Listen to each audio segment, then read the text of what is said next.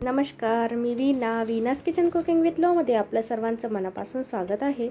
आजची आपली रेसिपी आहे एकदम खास, कारण ती आपल्या कोणत्याही जेवणाची चव वाढवणारी आहे। भाजी कुठलीही असो, पण त्यासोबत तोंडी लावण्यासाठी जर तुम्ही ही चटणी केली तर तुमच्या जेवणाची लज्जत वाढल्याशिवाय राहणार नाही।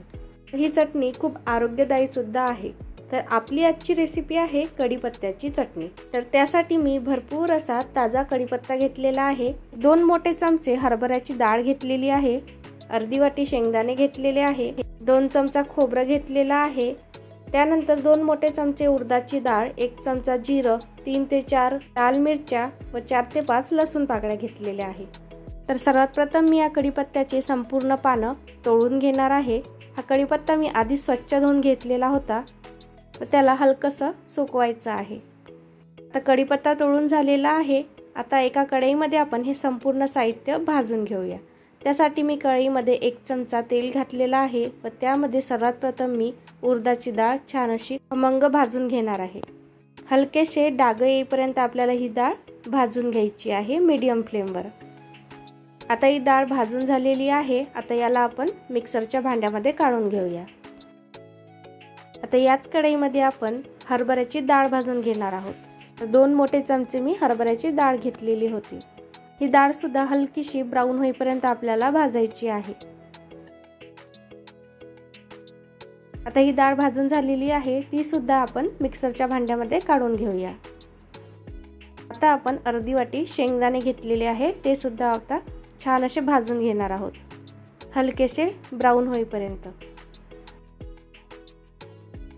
आता शेंगदाणे सुद्धा भाजून झालेले आहे, ते सुद्धा आता आपण मिक्सरच्या भांड्यामध्ये काढून घेऊया।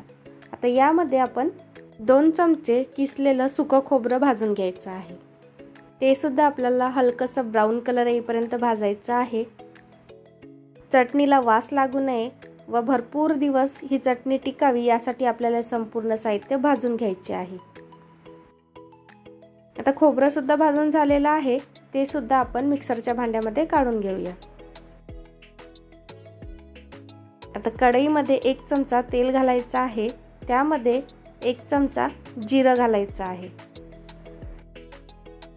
व 3 ते 4 लाल मिरच्या घालायच्या आहे व 4 ते 5 लसूणच्या पाकळ्या घालायच्या आहे व याला सुद्धा हलकसं भाजून घ्यायचं आहे। जर तुमच्याकडे लाल मिरची अवेलेबल नसेल किंवा लाल मिरची तुम्हाला घालायची नसेल तर तुम्ही त्याऐवजी संपूर्ण साहित्य भाजून झाल्यानंतर बारीक करताना त्यामध्ये 1 चमचा तिखट पावडर घालू शकता। संपूर्ण साहित्य भाजून झालेलं आहे। आता याला मिक्सरच्या भांड्यामध्ये आपण काढून घेऊया। आता या कढईमध्ये 1 चमचा तेल घालायचा आहे व जो आपण स्वच्छ करून काढून घेतलेला जो कढीपत्ता होता तो या कढईमध्ये घालायचा आहे व छान असा कुरकुरीत होईपर्यंत याला आपल्याला भाजायचं आहे। मीडियम टू लो फ्लेमवर आपल्याला हे भाजायचं आहे। भाजताना यामध्ये जर तुम्हाला तेल कमी वाटत असेल तर तुम्ही यामध्ये 1 चमचा तेल घालून ते छान असे कुरकुरीत होईपर्यंत भाजायचे आहे। तर मी यामध्ये आणखी 1 चमचा तेल घातलेला आहे, याला छान असं कुरकुरीत होईपर्यंत भाजून घेणार आहे। तर हे भाजण्याकरता आपल्याला थोडासा वेळ जास्त लागतो, त्यासाठी तुम्ही आधीच पानं तोडून ते छान स्वच्छ धुवून हलकेसे आपल्याला हे वाळवायचे आहे, त्यामुळे हे लवकर भाजल्या जातात। जर हे जास्त ओले असेल तर भाजायला थोडा जास्त वेळ लागतो। मस्त असे कुरकुरीत व क्रिस्पी असे हे कढीपत्त्याचे पानं छान असे भाजल्या गेलेले आहे व याला सुद्धा या मिक्सरच्या भांड्यामध्ये आपण काढून घेऊया। भाजलेलं संपूर्ण साहित्य या मिक्सरच्या भांड्यामध्ये काढून घेतलेलं आहे व याला बारीक करायचं आहे। थोडंसं बारीक केल्यानंतर यामध्ये मीठ घालायचं आहे, थोडीशी चिंच घालायची आहे, बारीक वाटून घ्यायचं आहे। तर आता ही चटणी वाटून तयार आहे। मस्त अशी खमंग व चटपटीत आपली ही कढीपत्त्याची चटणी तयार आहे। डोळ्यांसाठी व केसांसाठी अतिशय उपयुक्त व आरोग्यदायी अशी ही चटणी आहे। तुम्ही ही चटणी नक्की ट्राय करून बघा व मला कमेंटमध्ये नक्की कळवा।